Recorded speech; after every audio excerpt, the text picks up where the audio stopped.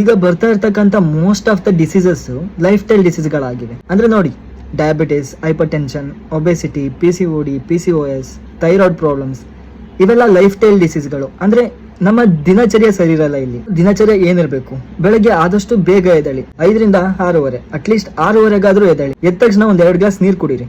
ಅದು ಬಿಸಿನೀರಾಗಿದ್ರೆ ಇನ್ನೂ ಒಳ್ಳೇದು. ಇದು ನಿಮ್ಮ ದೇಹದಲ್ಲಿ ಇರ್ತಕ್ಕಂಥ ಕಲ್ಮಶಗಳನ್ನ ಅಂದ್ರೆ ವೇಸ್ಟ್ ಪ್ರಾಡಕ್ಟ್ ನ ಆಚೆ ಹಾಕಕ್ಕೆ ಹೆಲ್ಪ್ ಮಾಡುತ್ತೆ.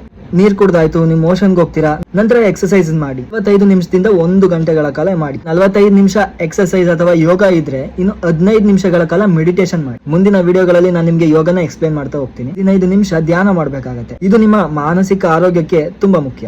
ಆದಷ್ಟು ಪ್ರತಿದಿನ ಒಂದೇ ಟೈಮ್ಗೆ ಬ್ರೇಕ್ಫಾಸ್ಟ್ ಮಾಡಕ್ಕೆ ಅಭ್ಯಾಸ ಮಾಡ್ಕೊಳ್ಳಿ. ಈಗ ಬೆಳಗ್ಗೆ ತಿಂಡಿನ 8:30 ಮಾಡ್ತೇನೆ, ಪ್ರತಿದಿನ 8:30 ಮಾಡಿ. ಮಧ್ಯಾಹ್ನ 1 ಗಂಟೆಗೆ ಊಟ, 1 ಗಂಟೆಗೆ ಊಟ ಮಾಡಿ. 7 ಗಂಟೆಗೆ ಮತ್ತೆ ಊಟ ಮಾಡ್ತೇನೆ ಅಂದ್ರೆ ಪ್ರತಿದಿನ 7 ಗಂಟೆಗೆ ಮಾಡಿ.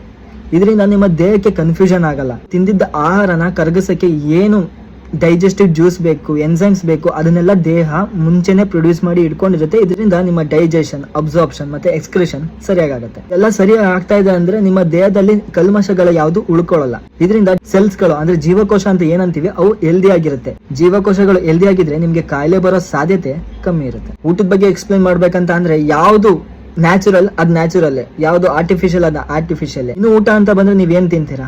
ಅನ್ನ, ಹಣ್ಣು, ತರಕಾರಿ, ಕಾಳು, ಸೊಪ್ಪು, ಮೊಸರು, ಇವೆಲ್ಲ ನ್ಯಾಚುರಲ್. ಇವೆಲ್ಲ ನಿಮ್ಗೆ ದೇಹಕ್ಕೆ ಒಳ್ಳೇದನ್ನೇ ಮಾಡುತ್ತೆ. ಮತ್ತೆ ಆರ್ಟಿಫಿಷಿಯಲ್ ಫುಡ್ ಯಾವ್ದು ನೀವು ಪ್ಯಾಕೆಟ್ ಅಲ್ಲಿ ತಿಂತೀರಾ, ಯಾವ್ದು ನೀವು ಜಾಸ್ತಿ ಫ್ರೈ ಮಾಡಿ ತಿಂತೀರಾ, ಯಾವ್ದು ಹೆಚ್ಚು ಶುಗರ್, ಮೈದಾ, ಪಾಮ್ ಆಯಿಲ್ ಇಂಥವನ್ನ ಜಾಸ್ತಿ ಯೂಸ್ ಮಾಡಿರ್ತಾರೆ, ಅದ್ ಯಾವ್ದು ನಿಮ್ಮ ಆರೋಗ್ಯಕ್ಕೆ ಒಳ್ಳೇದನ್ನ ಮಾಡಲ್ಲ. ಸೊ ಸಾಧ್ಯವಾದಷ್ಟು ನ್ಯಾಚುರಲ್ ಫುಡ್ ನ ತಗೊಳಕ್ಕೆ ಟ್ರೈ ಮಾಡಿ. ನೀವೇನಾದ್ರು ನಂತರ ಹೊಟ್ಟೆ ಬಾಕ ಆಗಿದ್ದು ನಿಮ್ಗೆ ಏನಾದ್ರು ಹೆಚ್ಚು ತಿನ್ಬೇಕಂತ ಅನ್ಸಿದ್ರೆ ನೀವು ಮಧ್ಯಾಹ್ನದೊತ್ತು ತಿನ್ಬೋದು. ಯಾಕಂದ್ರೆ ಮಧ್ಯಾಹ್ನದೊತ್ತು ನಿಮ್ಮ ಬಾಡಿಲಿ ಡೈಜೆಷನ್ ಪ್ರಮಾಣ ಜಾಸ್ತಿ ಇರುತ್ತೆ. ದೇಹ ಅದನ್ನ ಪ್ರಾಪರ್ ಆಗಿ ಜೀರ್ಣ ಮಾಡ್ಕೊಳ್ಳುತ್ತೆ. ರಾತ್ರಿ ಆದಷ್ಟು ಕಮ್ಮಿ ಊಟ ಮಾಡಿ.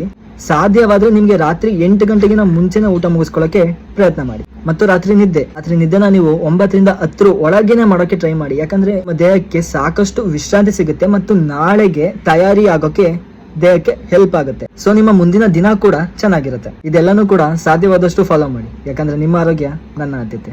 ಧನ್ಯವಾದ.